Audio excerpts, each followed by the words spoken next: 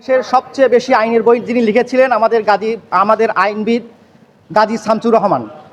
ওনার একটি বই Bangladesh police handbook, উনি এটার পরিমার্জন করে আসছিলেন, যেটার গ্রন্থস্বত্ব ছিল খসরোজ কিতাব মহলের।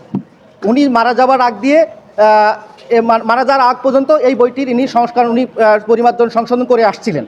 কিন্তু পরবর্তীতে দেখা গেল এই যে খসরোজ কিতাব মহলের যে বইটি গাজী শামসুর রহমান স্যারের যে বইটি প্রকাশ করে আসছিলেন, এটা পরবর্তীতে কামরুল বুক হাউস নামে অপর একটি বই যারা প্রকাশ করে তারা বইটা অজ্ঞাতসারে প্রকাশ করে আসছিল। ফলশ্রুতিতে এই খসরোজ কিতাব মহলের যে বইটি, যে গাজী শামসুর রহমান স্যারের যে লেখা যে বাংলাদেশ পুলিশ হ্যান্ডবুকের বইটি, সেটা কপিরাইট ভঙ্গ হয়ে আসছিল।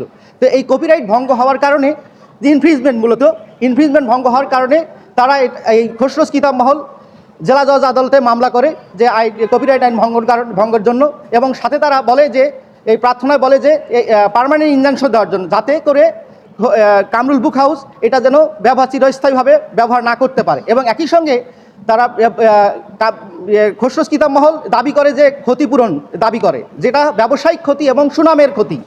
যে এই খসরোজ কিতাব মহল তখন পর্যন্ত যে 50 বছরের যে সুনাম ক্ষতি হয়েছে সেটি, এবং এই বই বিক্রি বাবদ তাদের যে লস হয়েছে, অ্যাকচুয়াল কস্ট যেটা লস হয়েছে, সেইটা তারা ক্লেম করে। পরবর্তীতে নিম্ন আদালত, জেলা জজ আদালত এই মামলাটি ইনজাংশন দেয় কামরুল বুক হাউসের উপর, যাতে করে তারা এই বইটি আর প্রকাশ করতে না পারে।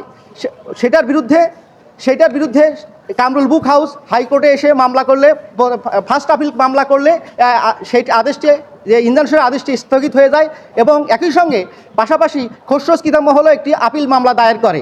সেই আপিল মামলায় যে তাদেরকে যে কম্পেনসেশন দেওয়া হয়নি, যেটা কম্পেনসেশন একই সঙ্গে গুডউইল যে সুনাম ক্ষুণ্ণের বিষয়টি, আজকে মামলাটি মহামান্য হাইকোর্ট ডিভিশনে শুনানি হয়। শুনানি অন্তে তাদের যে কামরুল বুক হাউসের যে আপিল মামলাটি সেটি খারিজ করে যায়, অর্থাৎ তাদের যে স্থায়ী নিষেধাজ্ঞার যে আদেশটি ছিল, স্থগিতাদেশ ছিল, সেটা আজকে ভ্যাকেট করে এটা মামলাটি খারিজ করে যায়। অপরপক্ষে খসরোজ কিতাব মহলের পক্ষে যে মামলাটি, আপিল মামলাটি দায়ের করা হয়েছিল ক্ষতিপূরণের জন্য, সুনাম খুনের জন্য, সেই মামলাটি মহামান্য হাইকোর্ট বিভাগ এই মামলাটি আমাদের আপিলটি মঞ্জুর করে।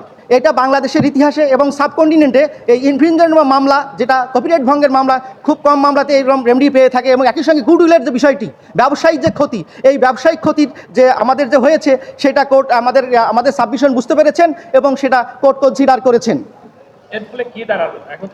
এখন থেকে এই রায়ের ফলে কামরুল বুক হাউস এই বাংলাদেশ পুলিশ হ্যান্ডবুকটি আর প্রকাশ করতে পারবে না,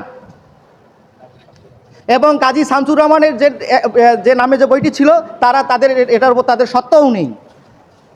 একই সঙ্গে তারা আমাদের যে কম্পেনসেশন, সেটাও তারা আদালতের আইন অনুযায়ী সে দিতে বাধ্য। শুধু এই বইটা, এইটা মাননীয় বিচারপতি মোহাম্মদুল্লাহ এবং মাননীয় বিচারপতি জনাব লুৎফর রহমান মহোদয়ের বেঞ্চে এই আদেশটি হয়েছে।